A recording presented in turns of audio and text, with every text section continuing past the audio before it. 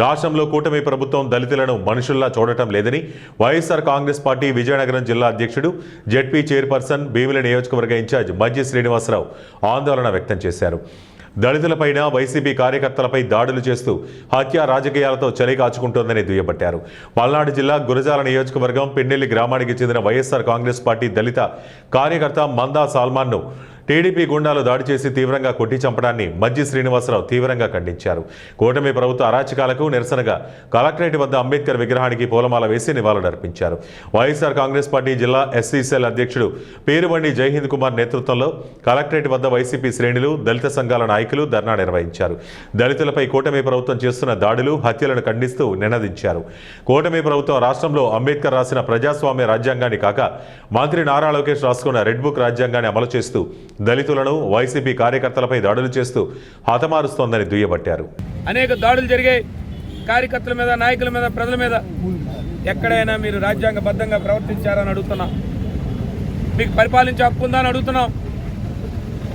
ఇవాళ రాజ్యాంగబద్ధంగా ఏర్పడిన ప్రభుత్వం ఇవాళ అంబేద్కర్ రాసిన రాజ్యాంగ పరంగా పనిచేయవలసిన ప్రభుత్వం కేవలం రెడ్ బుక్ రాజ్యాంగంతో ఎక్కడికక్కడ దాడులు జరిగితే ఇప్పటికొచ్చి ఆ హత్య మీద ఎక్కడా కూడా ఒక ప్రాథమిక విచారణ లేదు, చర్యలు లేవు. అసలు మీరు పాలించడానికి అర్హులా అని అడుగుతున్నాం. మీరు సాక్షాత్తు రాజ్యాంగం మీద ప్రమాణం చేసి మీరు ప్రమాణ స్వీకారం చేశారే.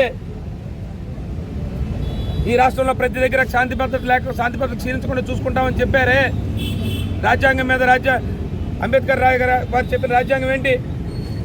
ఈ రాష్ట్రంలో ప్రతి పౌరుడు కూడా, ఈ దేశంలో ఉన్న ప్రతి పౌరుడు కూడా ప్రశాంతంగా బతకడానికి, ప్రశాంతమైన జీవనం అనుభవించడానికి రాజ్యాంగం అనేక రకాలుగా అమలుపరిచింది, అనేక రకాల సూత్రాలు ఇచ్చింది. ఒక పక్క పోలీస్ వ్యవస్థ ఉంది, ఒక పక్క న్యాయ వ్యవస్థ ఉంది, ఒక ప్రభుత్వ వ్యవస్థ ఉంది. ఇవాళ ఏ వ్యవస్థ కూడా ఇవాళ మరి సల్మాన్ రాజు ప్రాణాలు కాపాడలేకపోయాయి. అంటే ఇక్కడ ప్రభుత్వం ఎక్కడా కూడా రాజ్యాంగబద్ధంగా పనిచేయడం లేదనే విషయాన్ని అర్థమవుతా ఉంది. మీకు ఒకటే చెప్తా ఉన్నాం, ఇది మంచి విధానం కాదు. ఒక ప్రభుత్వం ప్రతి పౌరుడికి రక్షణ కల్పించాల్సిన బాధ్యత ఉంది. ఏదైనా ఇబ్బంది, విపత్కర పరిస్థితులు వస్తే తక్షణమే పోలీస్ వ్యవస్థ తక్షణమే చర్యలు తీసుకోవాల్సిన పరిస్థితి ఏర్పడుతుంది.